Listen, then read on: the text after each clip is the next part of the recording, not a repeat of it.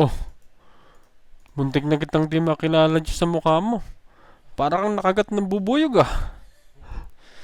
Ginagago mo ba ako pare?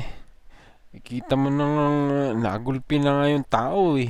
May gana ka pang biruin akong nakagat ako ng bubuyog. Bakit nalilitan ka ba sa akin?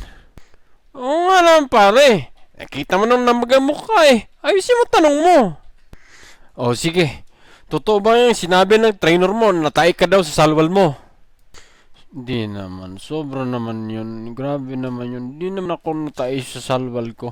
Inaamin ko, naihi ako pero natay. Kahit tingnan nyo brief ko. Ano ba naman yung tanong mo? Sobra naman yan. Ayusin mo, ayusin mo. Ikaw Robert, ikaw tong nagsabi na natay itong si Margarito. Ba't mo naman sinisiraan tong bata mo? Di naman pala siya natay, naihilang daw. Sinungaling ka, gago ka.